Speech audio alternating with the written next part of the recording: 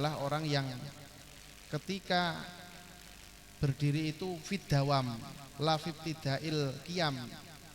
Artinya ketika permulaan berdiri itu harus minta tolong, maka harus minta tolong. Ketika selamanya berdawamul qiyam atau lamanya berdiri tidak perlu minta tolong, nah termasuk orang yang wajib berdiri. Nah, ini kok mampunya misalnya yang wajib-wajib saja, ya sudah, yang wajib-wajib saja, yang sunnah tidak dikerjakan, tidak apa-apa. Kama huwa maklum nggih. Nah, intinya berdiri adalah wajib bagi yang mampu dengan perincian yang seperti saya sampaikan tadi, termasuk sholat yang wajib berdiri adalah sholat yang dinazarkan walaupun itu sholat sunnah, termasuk sholat yang diulang itu juga wajib berdiri, karena ketika sholat mu'adah niki harus lebih sempurna dari sholat yang awal. Sholat yang pertama, sholat itu kan boleh diulang, bahkan sunnah untuk diulang sholat. Tapi yang kedua harus jamaah, dan di dalam berdirinya juga termasuk wajib. Tetap bagi yang mampu, bagi yang mampu.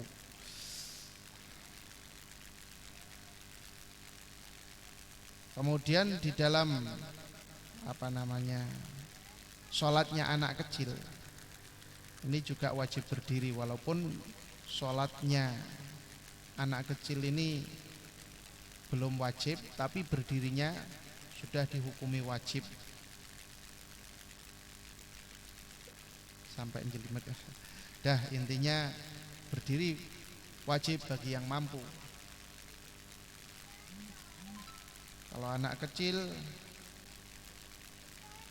ini termasuk yang wajib berdiri, karena supaya tidak ada pengertian bahwa sholat wajib itu boleh sambil duduk. Kalau sholat sunnah boleh sambil duduk, tapi di dalam pahalanya beda. Ketika sholat sunnah sambil duduk padahal dia mampu berdiri, maka pahalanya orang yang sholat sunnah sambil duduk itu separuh dari orang yang sholat sambil berdiri. Sholatnya orang yang sambil tidur,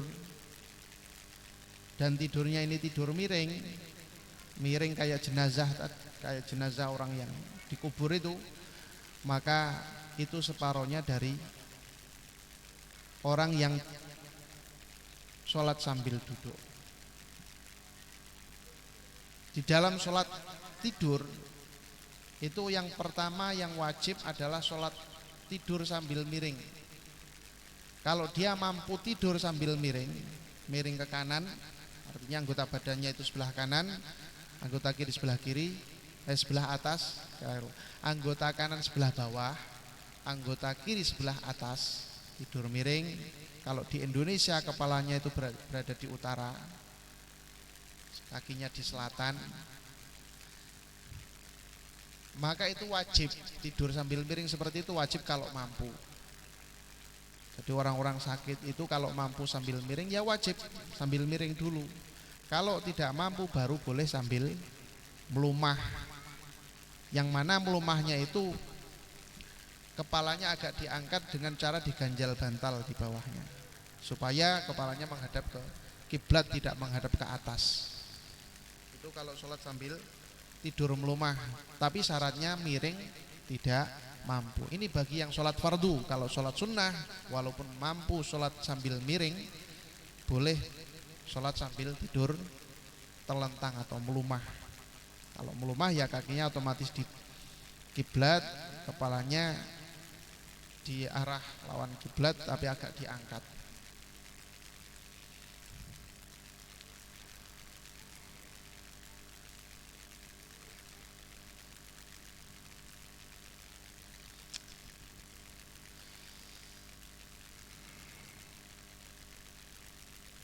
Fa'in ajaza anil qiyam ila akhirih. Kalau tidak mampu sambil berdiri, maka sambil duduk. Kalau duduk tidak mampu sambil tidur miring tidak mampu, tidur melumah tidak mampu, maka sholat pakai telapuk mata. Di dalam sholat pakai telapuk mata, kalau sholat tidur sambil melumah tadi belum ya. Kalau tidur sambil melumah tadi, ketika ruko, kalau mampu berdiri, kalau mampu bangun dari tidur, maka harus bangun dari tidur. Bahkan kalau mampu sujud, ya harus pakai sujud. Nanti terus tidur melumah lagi. Ya agak repot itu. Kalau tidak mampu ya sudah sambil melumah saja. Apa nih? Terus ketika pakai telapuk mata, maka tidak perlu dibedakan antara rukuk sama sujud.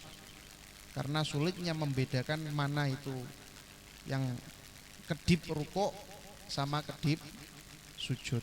Karena sulitnya karena saking dekatnya jarak itulah ya. Jarak kedipan mata itu loh maksudnya. Itu tidak perlu dibedakan. Tidak beda, tidak apa-apa, sama, tidak apa-apa.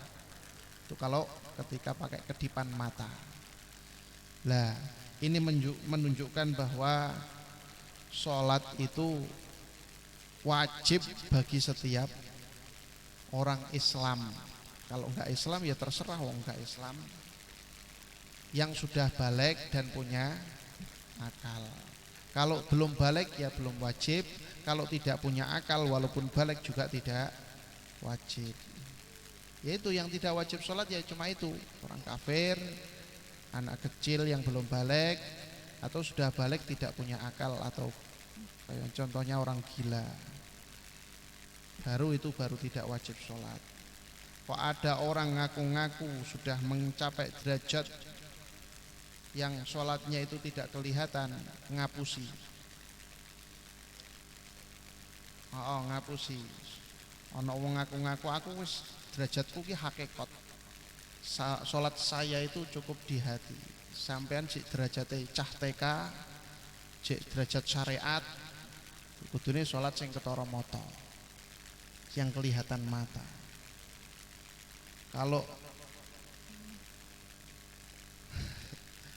Kalau sudah derajat hakikat baru boleh sholatnya di hati. Tapi kudu belajar dhisik. Enek wong ngomong ngono kuwi. Ya Allah, yo kanan kiri kita. Nah, maka ya kalau kita itu masih waras, balik, punya akal, tidak melaksanakan uzurnya sholat, tidak tidur, tidak lupa, ya tetap wajib sholat. Ini bagi orang yang sakit beser misalnya. Sakit beser itu sakit pokoknya kotorannya keluar terus. Kalau dia itu posisinya seperti ini, kalau dia duduk maka mampet, kalau dia berdiri maka bocor, maka dia wajib sholat sambil duduk saja. Karena posisinya kalau dia berdiri malah bocor. Nah, orang seperti ini wajib sholat tapi sambil duduk.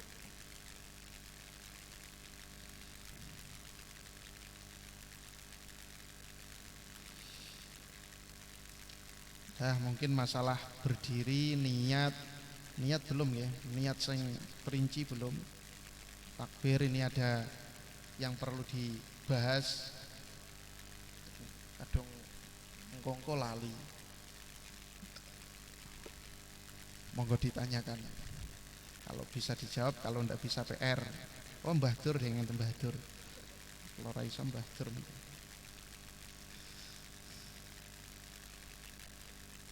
Niki masih 3 rukun ya, niat, berdiri sama takbiratul ihram.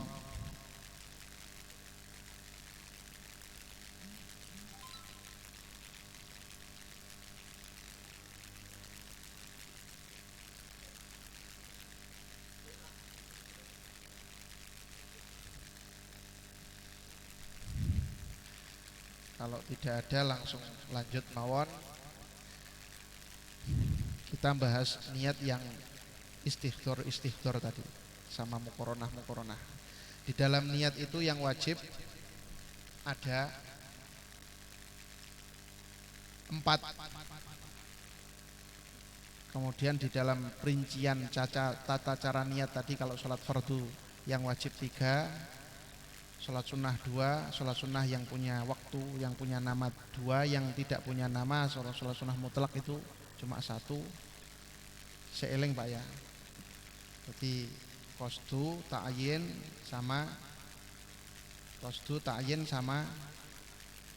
niat fardu. Fardu itu harus diucapkan. Kalau fardu kelewatan ya tidak sah. Saya niat sholat maghrib jadi imam karena Allah Ta'ala. Fardunya tidak sah. Harus diucapkan. Kenapa kok seperti itu? Karena untuk membedakan antara fardunya maghrib sama sunnahnya maghrib. Sunnahnya subuh sama fardunya subuh. Sunnahnya subuh ya qobliyah subuh itu. Sunnahnya maghrib ya qobliyah maghrib sama ba'diyah maghrib. Qobliyah maghrib ghair muakkad, hadisnya dhaif tapi boleh diamalkan. Ba'dah maghrib muakkad, kuat hadisnya. Qobliyah isya ghair muakkad, hadisnya dhaif. Ba'diyah maghrib muakkad, hadisnya kuat. Dua-duanya boleh diamalkan. Ya. Apa. Jadi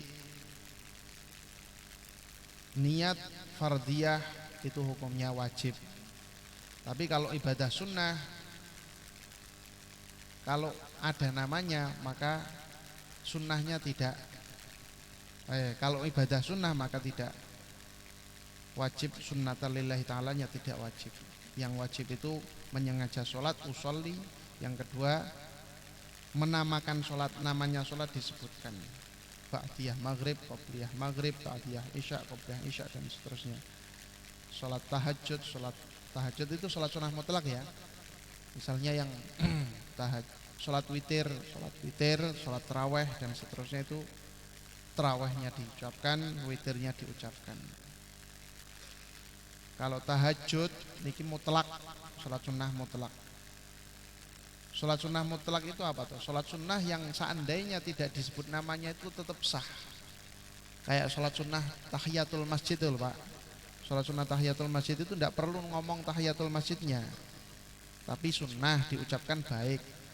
Saya niat sholat sunnah karena Allah Ta'ala, cukup. Saya niat sholat sunnah karena Allah. Terus termasuk sholat sunnah setelah wudhu. Habis wudhu mensyukuri bisa ditakdir sama Gusti Allah mau bisa wudhu, disolati, disyukuri dengan cara sholat. Allah, saya niat sholat sunnah karena habis wudhunya tidak disebutkan, tidak apa-apa.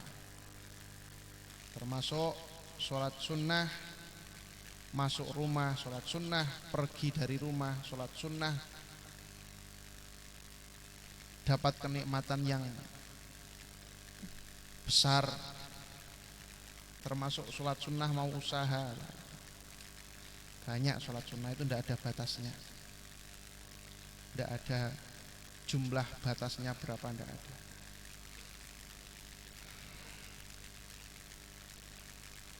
Di dalam niat ini harus pertama mukoronah. Ada mukoronah secara umum membarengkan niat dengan takbir secara umum, ada mukoronah membarengkan niat dengan takbir secara hakiki. Yang pertama yang secara hakiki dulu. Yang dimaksud membarengkan niat dengan takbiratul ihram secara hakiki itu bagaimana? Yakni kita mengucapkan takbir, lisannya mengucapkan takbir Allah. Lah hatinya niki mengucapkan niat yang wajib tadi, yakni saya niat sholat fardu isya dan lain-lain itu sunnah, adaan, makmuman itu wajib ya, makmuman. Terus mustaqbilal kiblati lillahi ta'ala itu sunnah semua, seandainya tidak disebutkan tidak apa-apa. Terus bayangkan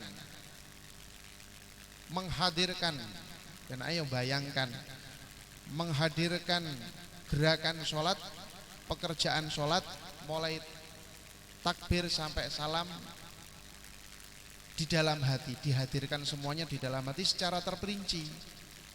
Jadi ketika berdiri membaca Fatihah kayak gitu, kemudian rukuk ya kayak gitu, terus takbir, intikal, bangun dari rukuk, dibayangkan semuanya, terus sampai salam dibayangkan semuanya, gerakan-gerakan itu, pekerjaan sholat semuanya itu sampai termasuk pekerjaan sholat yang qauli, rukun qauli, rukun fi'li, rukun yang ucapan, rukun yang pekerjaan atau rukun gerakan, semuanya dihadirkan dalam hati secara perinci, dan hanya sepanjang mengucapkan takbir itu semuanya dihadirkan di hati dalam keadaan sepanjang mengucapkan takbir saja. Nah, kalau tidak orangnya itu khusyuknya luar biasa ya tidak bisa, saking sulitnya. Makanya yang mampu istihdzar hakiki, mampu menghadirkan sholat di dalam hati secara hakikat, ini hanya orang-orang khusus saja. Penak ya wali lah, kalau tidak wali kok sulit. Itu kalau yang orang seperti itu pasti sholatnya sah. Orang yang pasti sahnya sholatnya pasti sah, karena konsentrasinya benar-benar tinggi. Makanya karena kebanyakan orang tidak mampu untuk istihdzar hakiki, maka ini sebenarnya Syafi'iyah, Imam Syafi'i mewajibkan istihdzar hakiki seperti itu. Tetapi menurut kalangan ashabu Syafi'i, yakni ulama-ulama yang bermadhab Syafi'i, mengatakan bahwa tidak perlulah sampai sesulit itu, sehakikat itu. Cukup istihdzar urfi. Istihdzar urfi itu istihdzar menghadirkan sholat di dalam hati secara umumnya orang mampu. Bagaimana? Yang penting bayang ke sholat ki ngono kae sudah cukup. Itu lo wajib Pak di dalam niat itu. Jadi sambil niat, Allah saya niat sholat fardu subuh jadi makmum karena Allah Ta'ala. Terus membayangkan niat, membayangkan sholat kayak gitu.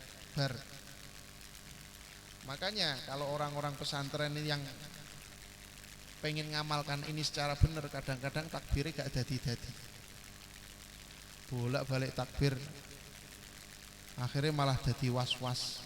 Ya apa namanya, rawan was-was, rawan kadang sampai orang imamnya habis hampir salam,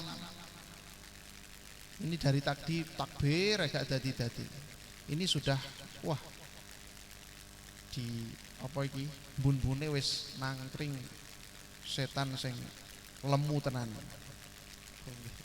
Jadi setan ki lek bos sing ngerti setan kan Batur nggih, sing iso nyawang niku.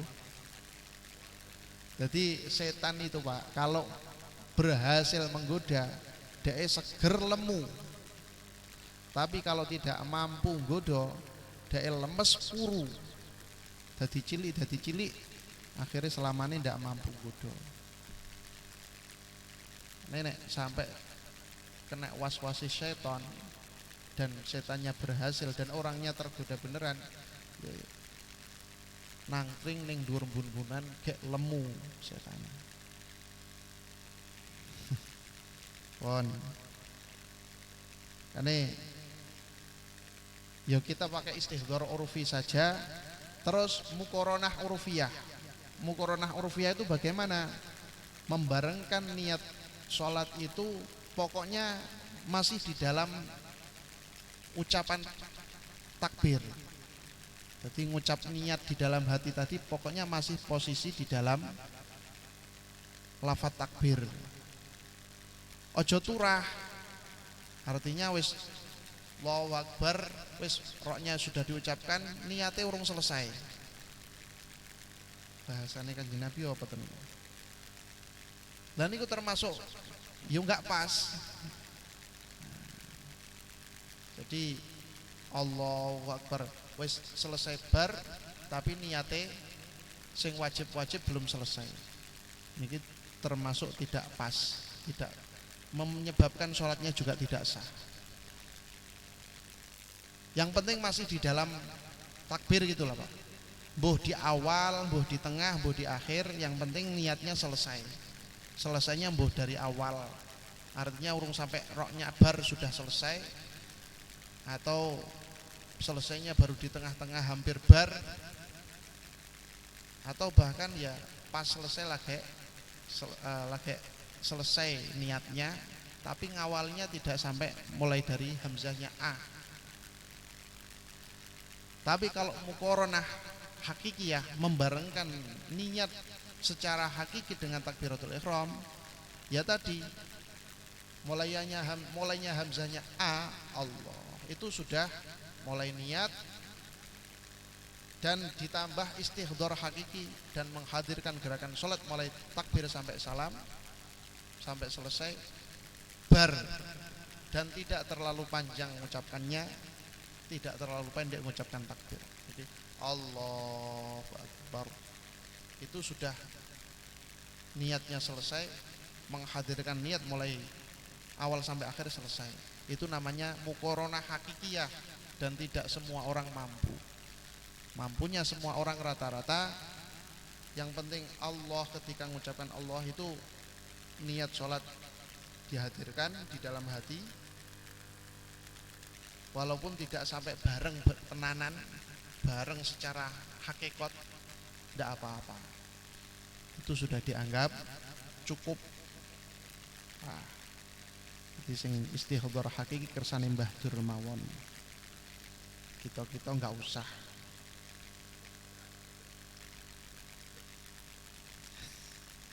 Mbah Dur.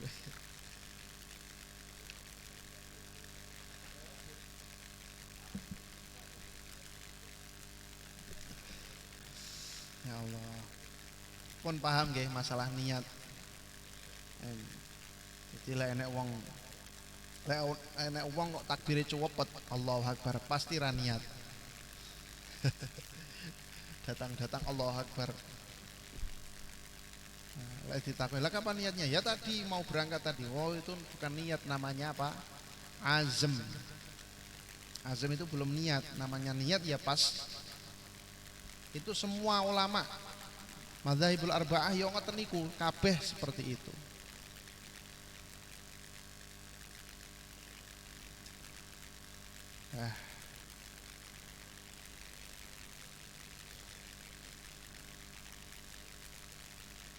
Yang keempat, lanjut ya, sa'rukun meleh. Warabi'u qiraatul Fatihah, membaca Fatihah. Kalau mampu, kalau tidak mampu membaca penggantinya Fatihah bagi orang yang tidak hafal Fatihah, baik sholat sunnah ataupun sholat fardu, itu semuanya harus ada Fatihahnya atau penggantinya Fatihah. Kemudian wa bismillahirrahmanirrahim ayatun minha. Bismillahirrahmanirrahim ini menurut Syafi'iyah adalah salah satu ayat dari Al-Fatihah. Dan ini yang lebih masuk akal, sudah saya sampaikan kemarin bahwa sab'al masani, 7 pujian. Sab'al masani adalah surat Al-Fatihah. Ini jumlahnya 7 ayat, semua ulama sepakat. Tetapi di dalam menentukan 7 ayat ini ulama madzhabil arba'ah berbeda pendapat. Menurut Malikiyah, Bismillah tidak termasuk salah satu ayat dari Fatihah. Tapi menurut Syafi'iyah, Bismillah adalah satu ayat dari Fatihah. Ngitungnya bagaimana kalau dari ayat, kalau Bismillah termasuk salah satu ayat dari Fatihah, ya mulainya dari Bismillahirrahmanirrahim, kan 7. Alhamdulillahirabbil alamin 2, Ar-Rahmanirrahim 3, Maliki yaumiddin 4, Iyyaka na'budu wa iyyaka nasta'in 5, ihdinas siratal mustaqim. 6 siratal ladzina an'amta 'alaihim ghairil maghdubi 'alaihim waladdallin. 7. Kalau tidak mengikutkan bismillah bagaimana? Alhamdulillahirabbil alamin 1 arrahmanir rahim. 2 maliki yaumiddin. 3 iyyaka na'budu wa iyyaka nasta'in. 4 ihdinas siratal mustaqim. 5 siratal ladzina an'amta 'alaihim siratal ladzina an'amta 'alaihim. 6 ghairil maghdubi 'alaihim waladdallin. 7. Jadi siratal ladzina an'amta 'alaihim kan itu ada waqaf ya. Nah, itu dianggap sudah satu ayat. Itu yang tidak mengikutkan bismillah. Tapi yang lebih paling masuk akal adalah yang mengikutkan bismillah. Masuk akalnya bagaimana? Al-Qur'an itu diturunkan itu tujuannya untuk mengapeskan musuh, melemahkan musuh. Mukjizat. Mukjizat itu artinya melemahkan musuh. Tidak ada satu orang pun yang mampu membuat satu ayat seperti Al-Qur'an. Di antara bukti kemukjizatan Al-Qur'an, akhirnya ayat, setiap ayat itu serasi. Kalau bismillahirrahmanirrahim, alhamdulillahirrahmanirrahim ya, bismillahirrahmanirrahim, alhamdulillahirabbil alamin, arrahim, din, ihdinas siratal mustaqim ya, siratal ladzina an'amta 'alaihim ghairil maghdubi 'alaihim waladdallin. Kabeh in kabeh. Lah, kalau dihitung dari bismillah pas Pak. Bismillahirrahmanirrahim, alhamdulillahirabbil alamin, arrahmanirrahim, maliki yaumiddin, iyyaka na'budu wa iyyaka nasta'in, ihdinas siratal mustaqim, siratal ladzina an'amta 'alaihim ghairil maghdubi 'alaihim waladdallin. Kan in kabeh mat arid lisukun semuanya. Tetapi kalau tidak mengikutkan bismillah dan siratal ladzina an'amta 'alaihim itu dianggap satu ayat, kurang serasi. Alhamdulillahirabbil alamin, arrahmanirrahim, maliki yaumiddin, iyyaka na'budu wa iyyaka nasta'in, ihdinas siratal mustaqim, siratal ladzina an'amta 'alaihim. Ini yang gadok. Ghairil maghdubi 'alaihim waladdallin. Jadi melihat dari kemukjizatan Al-Qur'an, lebih mantap yang mengikutkan bismillahirrahmanirrahim. Ayat-ayat lain juga sama. Kalau belakangnya ro ya semuanya ro. Nah, semuanya seperti itulah. Itu bukti kemukjizatan Al-Qur'an. Melihat dari itu, maka lebih masuk akal yang mengikutkan bismillahirrahmanirrahim seperti Imam Syafi'iyah. Makanya pengikut Syafi'iyah itu paling banyak. Kalau seandainya kita jamaah orang kepada orang yang tidak meyakini bismillah satu ayat dari Al-Qur'an, jamaahnya sah tapi makruh. Artinya ya tidak dapat pahala jamaah, berarti pahalanya jamaah ya jadi makruh tadi. Kalau bacanya bismillah pelan ya tidak apa-apa, kan masih dibaca bismillah. Yang tidak baca bismillah sama sekali itu.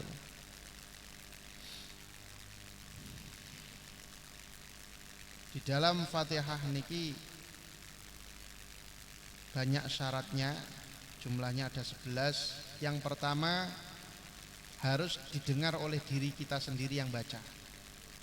Kalau senyap, apa senyap itu ya, kok jamaah kok senyap, yakin gak krungu Fatihah dhewe. Kok jamaah ning masjid wonge wakeh tapi suarane renek senyap. Ayo maca Fatihah ki ra patek banter iki. Sampai diri kita sendiri ndak dengar. Semua rukun qauli, rukun yang sebangsa ucapan itu wajib didengar oleh diri kita, termasuk takbir. Takbir itu awake dhewe kudu krungu. Oh, tapi jangan sampai mengganggu kanan kiri. Jadi kira-kira lah, kalau overdosis banternya ya pasti ganggu. Kalau kira-kira tidak ganggu, yang penting awake dhewe krungu, yaitu yang pas. Yang kedua, baca Fatihah kira-kira kita dengar, yang tidak sampai mengganggu kekhusyuan kanan kiri. Karena kalau jamaahnya banyak itu, kalau semuanya ngerti bahwa baca Fatihah itu harus didengar oleh diri kita sendiri. Di masjid itu misalnya itu kayak suara tawon gremeng. Tapi kok senyap. Wah, ini rata-rata ora paham. Kalau banyak loh, kalau cuma jamaahnya 2, 3, 4, 5 ya ora patek krungu. Kalau banyak satu masjid full. Dan disunnahkan baca Fatihahnya ya habis Fatihahnya imam. Kalau suaranya keras ya pokoknya imam waladhdallin habis amin baru kita baca Fatihah. Imam baca surat, kita baca Fatihah. Sebenarnya yang disunnahkan bagi imam itu menunggu kira-kira makmum selesai baca Fatihah, Pak. Jadi diam agak lama sebenarnya yang sunnah itu. Tapi ya daripada kesuwen.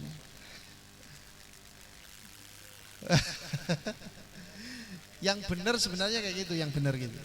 Jadi makku ya Allah.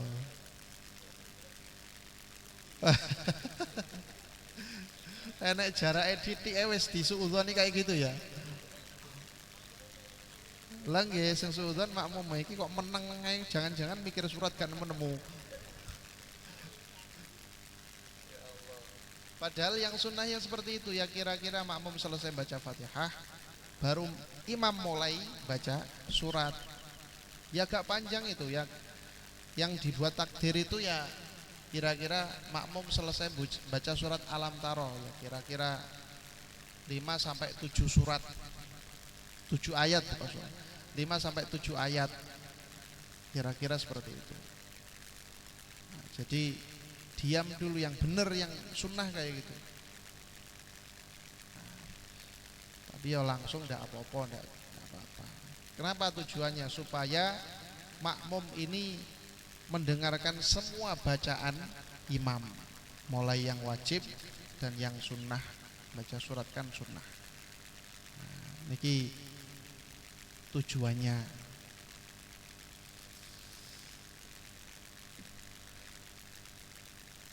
Dan wajib didengar oleh diri kita sendiri kalau pendengarannya normal.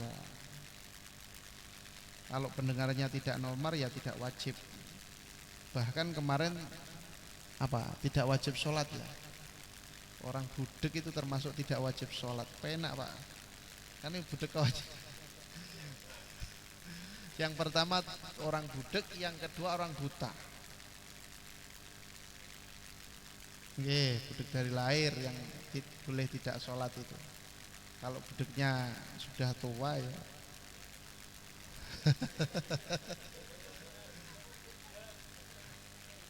Jadi yang bonus itu orang haid, orang budek, sama buta dari lahir. Salah satunya orang budek dari lahir, buta dari lahir. Tidak wajib sholat selamanya.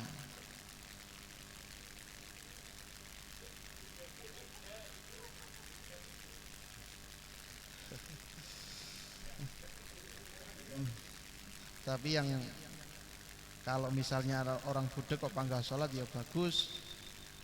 Orang buta panggah sholat ya bagus. Yang tidak bagus itu orang haid sholat, haram.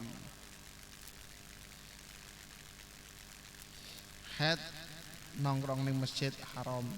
Lek nongkrong ning mushola ora apa-apa. Ini salah kaprah wong-wong dianggap mushola termasuk gak oleh ditongkrongi wong haid. Boleh.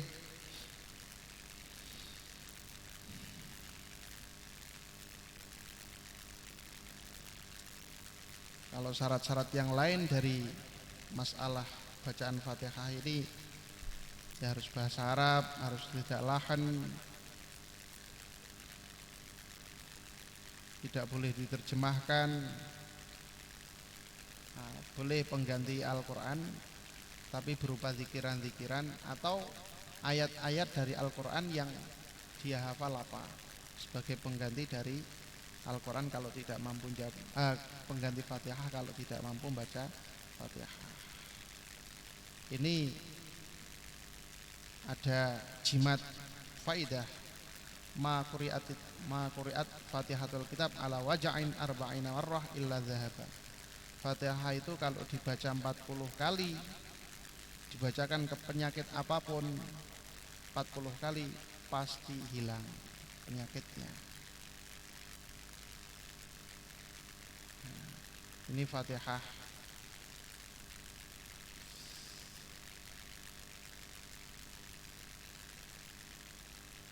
Walaha nahu salasina isman kal Fatihah wa Syafi'iyah wal Kafiyah. Namanya Fatihah banyak.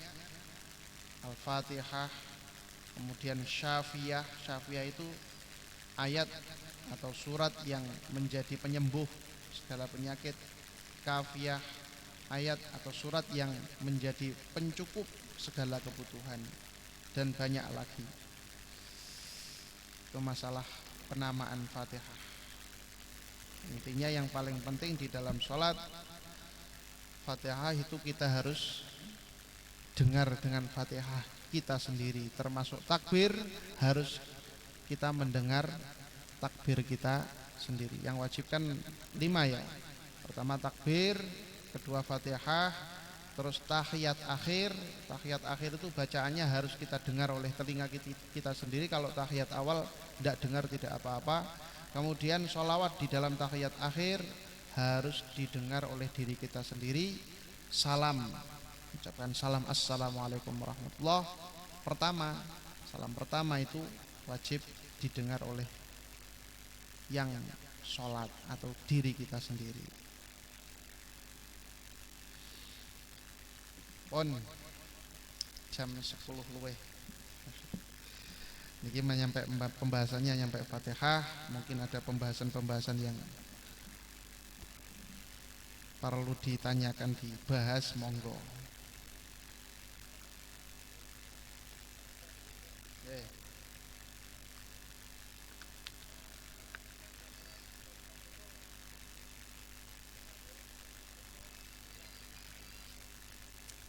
Oh nggih. Di dalam Al-Qur'an itu semua Al-Quran surat-suratnya sunnah membaca bismillah, kecuali surat At-Taubah. Karena surat At-Taubah niki memang turun dalam keadaan tidak diawali dengan bismillah. Sunnahnya membaca a'udzubillah. Atau yang datang dari hadis kanjeng Nabi Muhammad sallallahu alaihi wasallam, a'udzu bikalimatillah, a'udzu kok lali kula. Dipun awale surat Taubat niku sing ditulis ning pinggir niku lho. Nggih.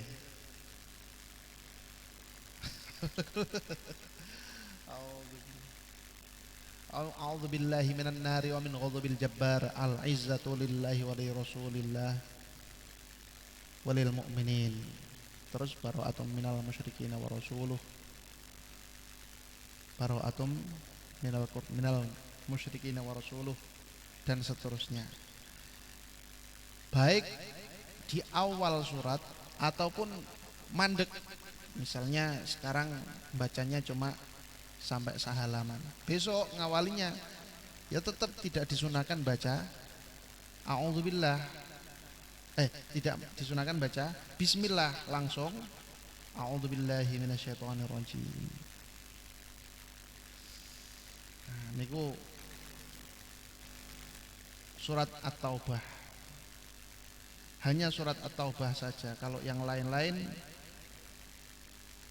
baik di awal atau di tengah tetap sunnah baca bismillah, dan ta'awudnya juga disunnahkan, a'udzubillahi minasyaitonirrajim, bismillahirrahmanirrahim.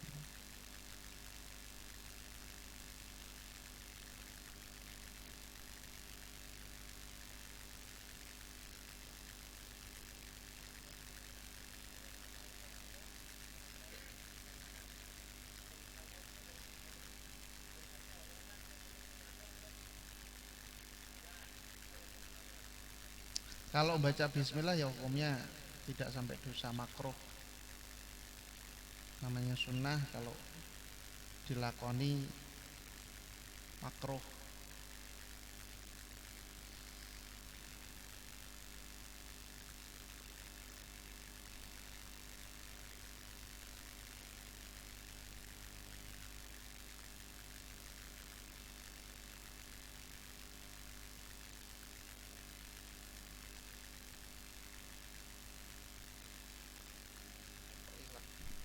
Pon nggih.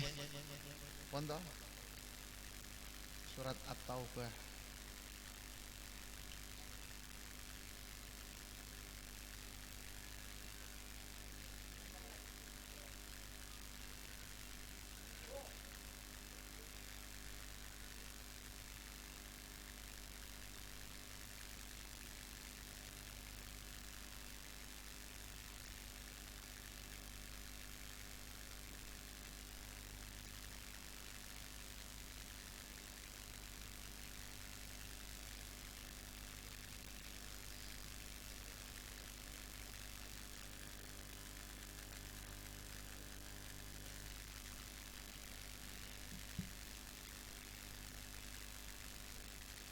Terus niki kan bulan Rejab, pun poso dereng apa Pak? Lali nggih. Mijing nyambung mboten napa-napa. Mau sehari, 2 hari, 3 hari, seminggu, sampai 1 bulan, sampai Sya'ban, sampai tembus Ramadan, baik. Jadi niki promosi di dalam kita mencari Lailatul Qadar. Jadi Lailatul Qadar itu nyarinya tidak hanya pas dari awal Ramadan, Pak. Pasti tidak nemu. Nyarinya Lailatul Qadar itu sejak bulan Rajab. Ya sejak tadi, seandainya tahun ini sejak tadi siang, tadi subuh, tadi maghrib, kok tadi maghrib, sejak maghrib kemarin. Nah, jadi kenapa ya? Karena Ashhurul Hurum, bulan-bulan mulia indallah itu ada 4. Menurut Allah itu ada 4, mulai dari bulan Rajab, Sya'ban, kemudian Ramadan, ditambah lagi Muharram. Yang 3 gandeng, yang 1 misah. Lah, yang 3 ini di dalam hadis-hadis sudah banyak sekali yang menjelaskan, diantaranya ya bulan Rajab adalah bulan menanam, bulan Sya'ban bulan menyiram, bulan Ramadan bulan manen. Kalau pengen dapat Lailatul Qadar ya sejak Rajab usaha. Tapi toh walaupun ana sing ngomong ning ngono kuwi, daya jangan putus asa kok. Wah lek ngono wis ora usah Lailatul Qadaran. Sak nemune ya jangan.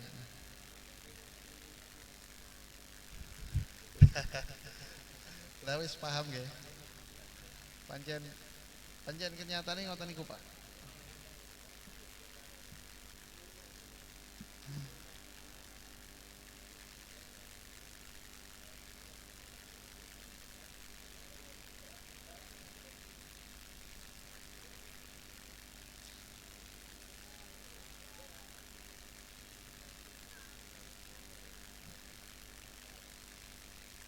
Terus keistimewaan bulan Rajab juga banyak berseliweran di sosmed yang berdasarkan kitab-kitab nggih kuatah.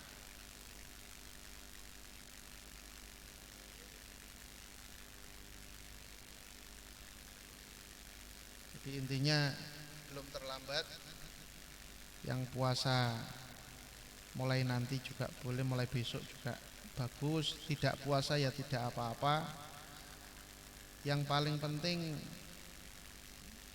banyak-banyaklah baca istighfar ketika bulan Rajab seperti ini. Karena ketika kita baca istighfar di bulan Rajab,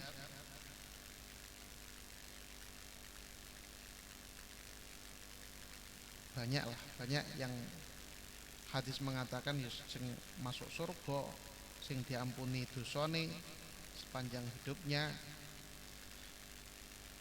Kok misalnya mati langsung OTW surga. Yang paling baik istighfar itu adalah sayyidul istighfar.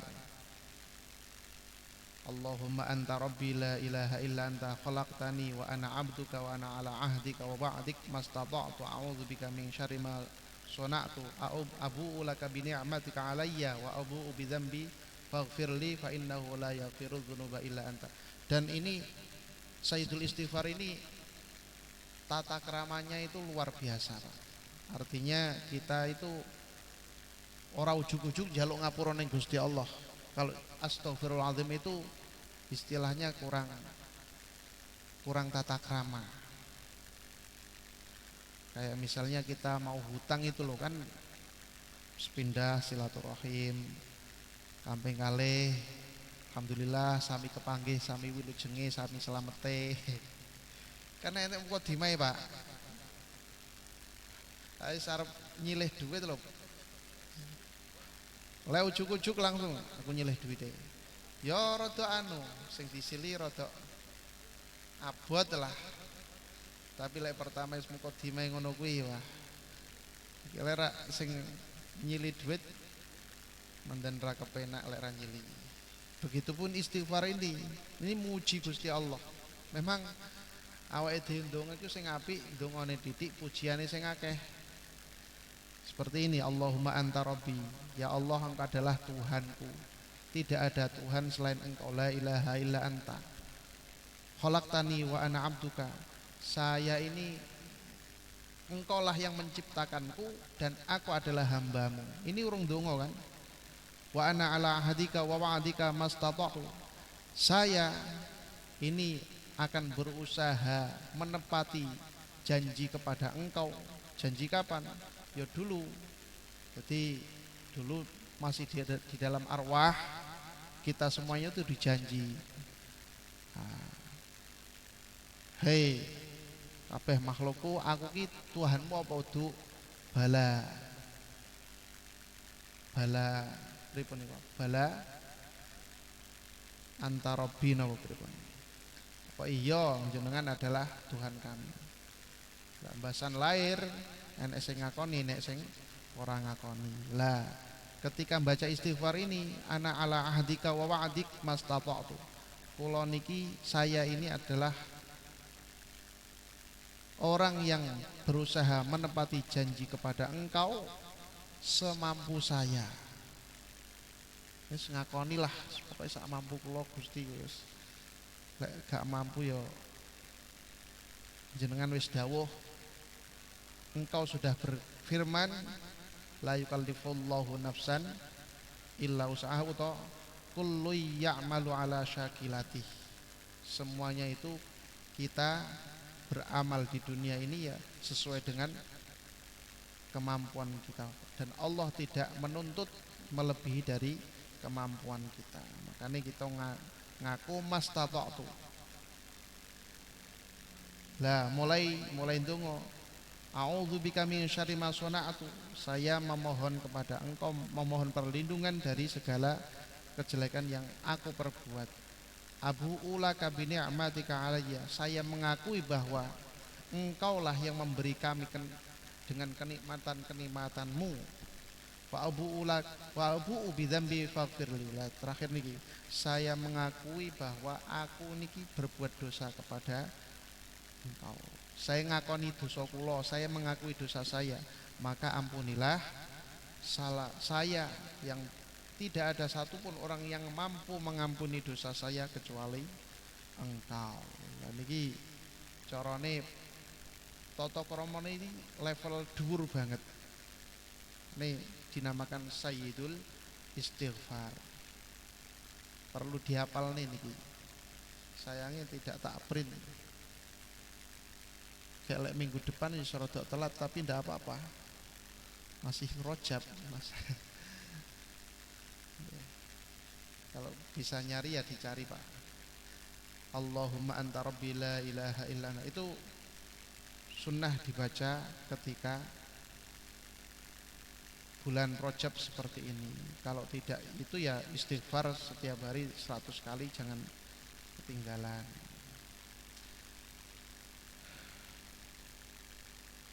Terus nanti ada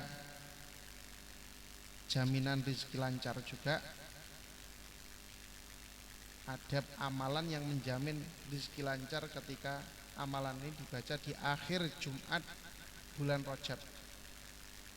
Ahmad Rasulullah, Muhammad Rasulullah niki dibaca 35 kali. Itu sudah masyhur. Nanti termasuk pelancar rezeki. Dibaca kapan? Saat khotib pas khutbah di atas mimbar.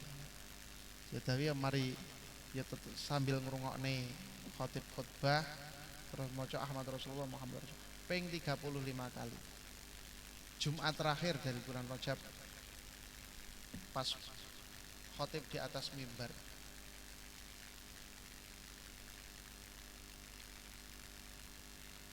Kapan sesuk lah kalau pas sudah Jumat akhir insyaallah diingatkan. Ahmad Rasulullah Muhammad Rasulullah. Pendek guru ping 35. Iku pelancar rezeki. Wong Islam niki pelancar rezeki ini wakeh aslinya. Makanya lek wong Islam enek sing melarat niki kan rada perlu dipertanyakan. Ora oleh wong Islam melarat niku. Oleh dawuh Mbah Dur terus niku. Aja melarat wong Islam. Kudu sugih.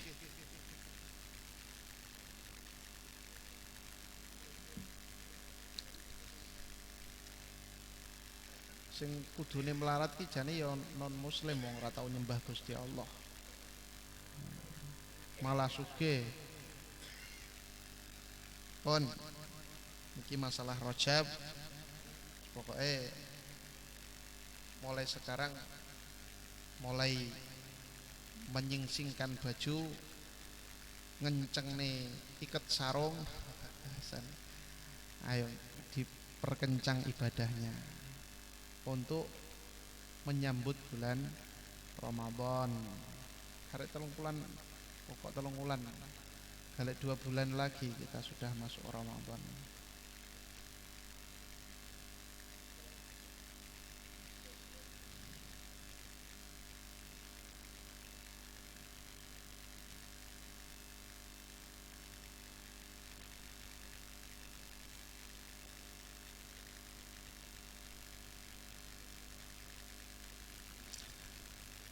Pun ya.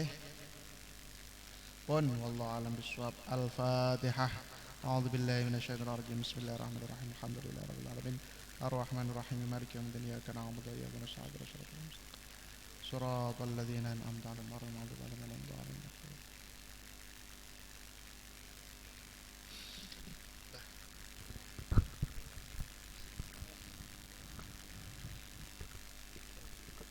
Bareng-bareng semoga-moga barokah sing tebih sing celak tambah semangat lek ngaji, istiqomah ngajine supaya dicatat Gusti Allah wong-wong sing ahlil ilmi ahlil khair, karena tidak ada derajat yang paling mulia di dunia ini kecuali ngaji. Ngaji niki torekoh paling dhuwur, tidak ada yang lebih tinggi dari ngaji. Dek wingi tak sampai nih ya. Di antara Ini sedekah ini bab sedekah tak sampai ini. Jadi sedekah sing paling dhuwur sedekah kepada wong sing lagi ngaji. Iki urutane kula waca. Di sedekah yang pahalanya itu lipat gandanya 10 kali, yakni sedekah diberikan kepada wong fakir yang membutuhkan. Wong fakir kalau kita sedekahi, maka sedekah kita berlipat ganda 10 kali. Terus ada yang lipat gandanya sampai 70 kali, yakni sedekah kepada orang yang membutuhkan dari orang-orang dekat kita, pembantu kita, teman kita, dan seterusnya. Ada sedekah yang pahalanya sampai berlipat ganda 700 kali, yakni disedekahkan kepada keluarga kita yang membutuhkan. Dulur 700 kali. Yo adik, kakak, terus termasuk anak sing sudah mandiri tapi jek edek butuh disedekahi. Lah, termasuk orang tua. Kemudian ada sedekah yang sampai 7.000 kali. Sing 700 kali ini berdasarkan ayat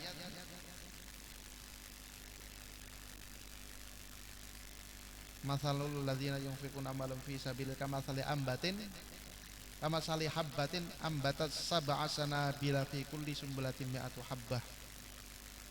Matsalul ladzina yunfiquna amwalahum fi sabilillah kamatsali habbatin ambatat sab'a sanabila.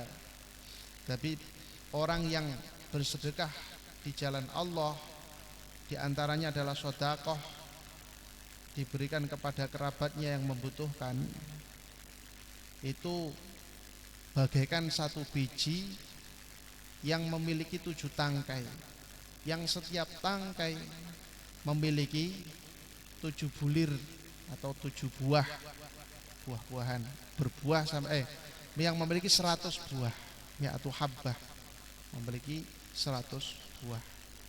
Nah, 7 kali 100 700 dari satu sedekah bisa berlipat ganda sampai 700 kali lipat. Yang terakhir sedekah yang pahalanya sampai 7.000 kali lipat, yakni sedekah yang diberikan kepada orang yang sedang ngaji. Kayak gini ngaji, kaya sedang mondok sama, ora promosi. Niki pancen tenanan ngene iki, Pak. Niki bab sedekah. Semoga-moga sedekah kita benar-benar lillahi ta'ala, benar-benar bisa berlipat ganda sampai beribu-ribu kali lipat, 7.000 kali lipat. Al-Fatihah. A'udzubillahi minasyaitonir rajim. Bismillahirrahmanirrahim. Alhamdulillahirabbil alamin arrahmanirrahim maliki yaumiddin iyyaka na'budu wa iyyaka nasta'in. Shiratal ladzina an'amta 'alaihim ghairil maghdubi 'alaihim waladdallin. A'udzu billahi minasyaitonir rajim. Bismillahirrahmanirrahim. Allahumma shalli 'ala sayyidina Muhammad wa 'ala ali sayyidina Muhammad. Alhamdulillahi rabbil alamin. Allahumma hamdan yuwafi ni'amahu wa yukafi mazidah. Ya Rabbana lakal hamdu kama yanbaghi li jalali wajhil karim 'azimi sultanik. Rabbana taqabbal minna innaka antas samiul 'alim wa tub 'alaina ya maulana innaka antat tawwabur rahim. اللهم اغفر لنا ذنوبنا ولوالدينا وارحمهم كما ربونا صغارا ولأزواجنا ولأولادنا ولمشايخنا ولتلاميذ وتلميذة مشايخنا في معادنا وجميع من تعلموا معنا وجميع من أنفقوا أموالهم في معادنا هذا وجميع من عاننا في معادنا هذا وجميع الحاضرين والحاضرات في هذا المعهد للتعلم وتعلم وغير تعلم وتعلم يا الله برحمتك يا أرحم الراحمين. اللهم اجعلنا وإياهم من أهل العلم وأهل الخير ولا تجعلنا وإياهم من أهل الجهل والضير. اللهم أعنا وإياهم على ذكرك وشكرك وحسن عبادتك. اللهم احرمنا وإياهم لذة معصيتك وارزقنا وإياهم لذة طاعتك. اللهم افتح علينا فتوح العارفين بحكمتك وانشر علينا رحمتك وذكرنا ما نسينا يا ذا الجلال والإكرام. اللهم نور قلوبنا وقلوبهم بنور هدايتك كما نورت الأرض بنور شمسك إليه أبدا أبدا برحمتك يا أرحم الراحمين. ربنا ظلمنا أنفسنا وإن لم تغفر لنا وترحمنا لنكونن من الخاسرين. لا ilaha illa anta subhanaka inni kuntu minadh dhalimin. Rabbana atina fid dunya hasanatan wa fil akhirati hasanatan wa qina adzabannar. Rabbana rzuqna taqwa wal istiqamah wal qanaah wa husnul khatimah. Sallallahu ala sayyidina Muhammad wa ala alihi wa sahbihi wasallam. Subhana rabbika rabbil izzati amma yasifun wa salamun alal mursalin walhamdulillahi rabbil alamin. Surah Al-Fatihah. A'udzu billahi minasyaitonir rajim. Bismillahirrahmanirrahim. Alhamdulillahi rabbil alamin. Arrahmanir rahim. Maliki yaumiddin. Iyyaka na'budu wa iyyaka nasta'in. Ihdinas siratal mustaqim. Siratal ladzina an'amta 'alaihim ghairil maghdubi 'alaihim waladdallin.